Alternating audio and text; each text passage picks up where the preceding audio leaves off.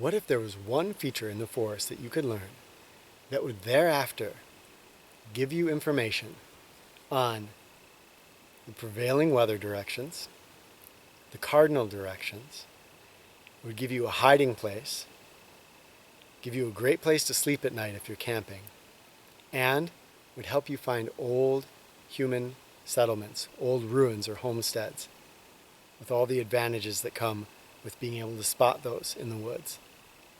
Well, there is one simple feature that you can learn. I call them tree tracks. I'll teach you about them right here. One of the things I love about the woods is that there's an infinite variety of things to learn about. Since we moved up into the Northwoods of Wisconsin, I've been able to begin learning about the new plants here, the lichens, the wildlife is different, and the terrain is very different. I'm sitting on something that I call a tree track. This mound here, then it goes down into a dip. If you live in an environment where there's larger trees, or there were larger trees in the past, then you probably have these around you. Some people call them pillows and cradles. Now, in my childhood, these were just very, very useful features in the woods.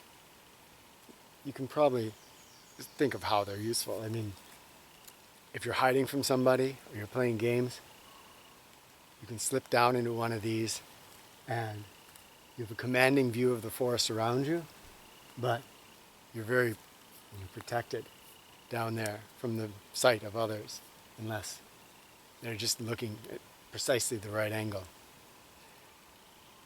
Olaf has been using one of the cradles up in part of the forest over here as his place to sleep. They tend to sometimes be very soft bottomed, very much like a cradle, and you can nuzzle yourself down into there. And in a terrain like this, especially where it's very rocky and there's a lot of debris on the forest floor, it can be hard to find a place that your body can bend and sculpt to in order to sleep. Sometimes these cradles are the perfect place.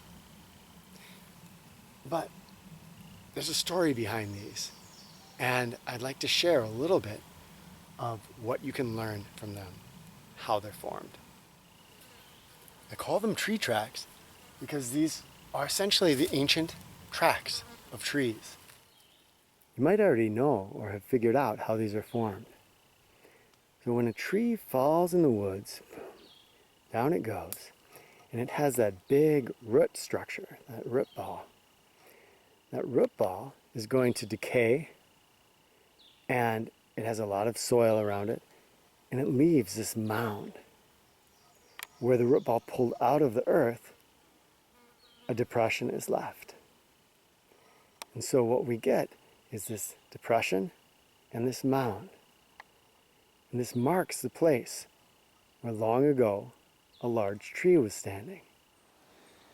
Here's one in the process of formation. You can see the tree fell quite some time ago. It's an old fall. And here the roots are decaying down. That's going to leave a big mound. And over here is the dip where that root ball pulled up out of the earth. Now, a couple of things about these. These tend to only form when there's been a live standing tree that has fallen. If it's a dead tree, the roots are going to tend to separate from the trunk when it falls. It's going to be a breaking. So the average dead rotted tree is going to fall somewhere along the length of its trunk instead of pulling the roots out of the ground.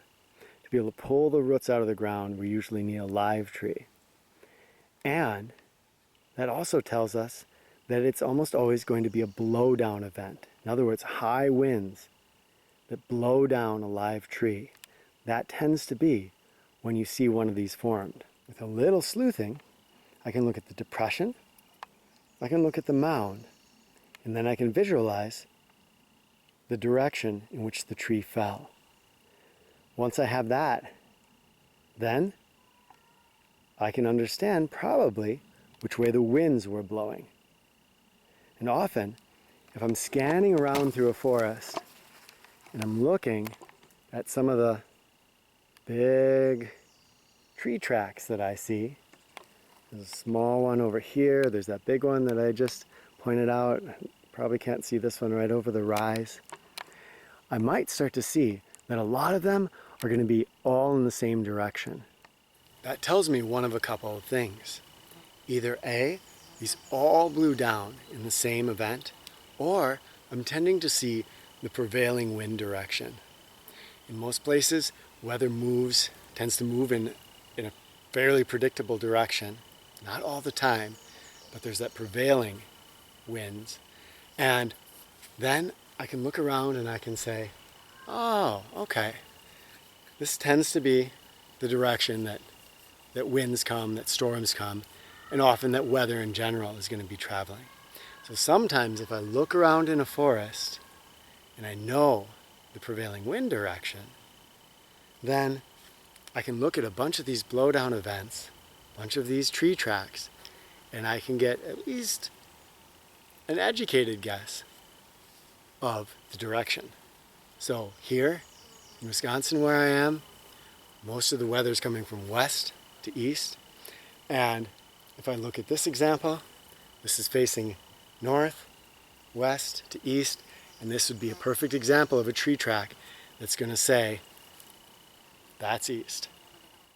In addition to the prevailing winds and giving me a clue as to the directions, these tree tracks can often tell me a little bit about the age of a woodland. And by the age of the woodland, what I mean is how long this has been in an uncultivated state. If we look around here, we see here's one tree track, it's pointing off in that direction. We've got another one down here that's pointing in that direction. We've got a small one here that's pointing in that direction. Got one here that's going with the prevailing, that one's going with the prevailing. But at least one of these was going in a different direction. And so that could be a clue that what I have here are multiple blowdown events. If I've looked out into a woodland and I see a bunch of these pointing in different directions, then I can start to get an idea that these were maybe not caused by the same storm. Possibly a tornado that came through and had some winds that shifted direction a lot. But in general, this is going to tell me that this has been multiple events. And in the woodland here, I'm not sure how easy it is to tell with this camera, there are tons of tree tracks in here. I recently learned that these tree tracks, they can stay here for hundreds, maybe even 1,000 years or more. As soon as humans come through and we cultivate the land in some way, so we're going to put in gardens, or we're going to build a road, or we're going to level an area for a homestead, all these tree tracks disappear because we level the ground. When that happens, then the forest is going to appear very, very differently. So here I'm seeing a forest with all these tree tracks. It's the predominant terrain, actually. They're going in different directions. It tells me that this woodland has not been, the ground, the soil has not been cultivated or flattened for many hundreds of years, if ever. Some of you might be thinking, well, that's cool. You can tell that the woodland has not been altered for a long time, but what good does that do me in a practical sense? Well, here's what happened not too long ago, wandering through these woodlands.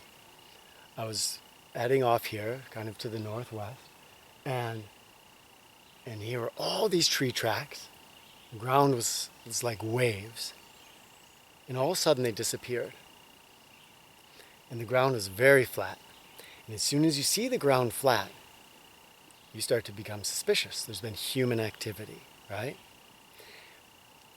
Just a little bit of looking around, and sure enough, here were the ruins of an old homestead. And there were some things there that would have made a huge difference in a survival situation or a bushcraft situation, there was an apple tree. There's an old well pump that still worked. There's old, glass and metal containers could be used to boil water. If I was walking through the woods, I didn't know about tree tracks, I would have completely just saw there's some flat land. Who cares? It's easier to walk. That's the only thing I know about it. I keep going. But now, walking through these woods, if I see flat ground, I stop and I know that around here there was human activity. And more than once that human activity has proven to involve ruins of some kind, which are not only fun to explore, but can make a huge difference, again, in a survival or bushcrafty type situation. So learning to recognize tree tracks is not only fun, but it's a survival skill. And the more you do it, the more you'll start to really notice those areas where the terrain has not been touched for a long, long time, and those areas where there's been cultivation of some sort. A couple notes on this that are important to remember. First of all, if your soil is very sandy, you're not going to tend to get tree tracks. You can imagine a sandy soil, when that tree topples over, you have that pit and the sand just sort of fills back in, and very quickly the sand filters down, erosion, and you don't get a tree track forming. Same with clay type soils. Roots don't go deep into the clay in the same way. They tend to be more superficial.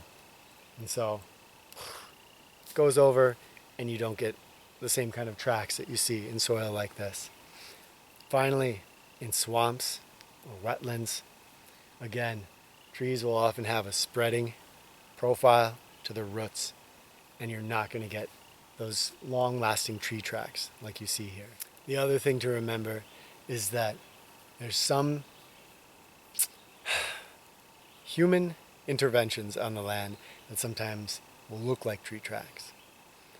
The most common one is that somebody will be moving earth or dirt and there'll be a pile.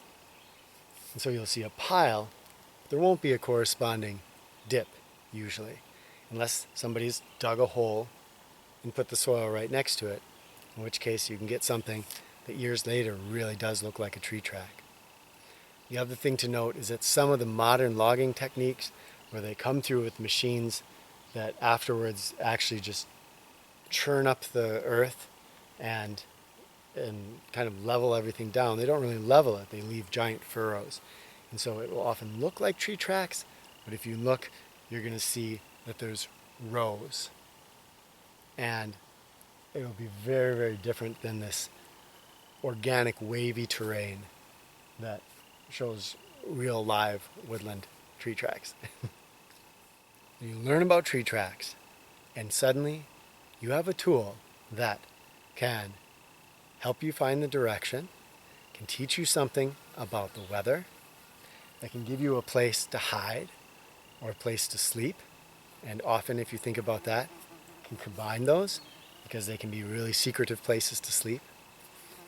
And finally, they can help you find old human settlements, old human roads, things where humans have modified the forest, and there's tons of benefits to that, not just from the fun of adventuring and finding those old ruins or seeing where that old road leads, but often finding human artifacts that can make a huge difference if you're out in the woods on a survival experience, adventuring, doing minimalist kind of things where you're trying to use things you find in your environment. Finding some of those old ruins can make a huge difference. Thank you for watching. I appreciate your likes and subscriptions, and especially comments. Have you used these before? Did you know about them? If you didn't, try it out. See what you can discover, what you learn. There's even more depth to these than I've gone into, but see what you can learn and share any of your experiences in the comments below. Thank you much, my friends. Adventure on.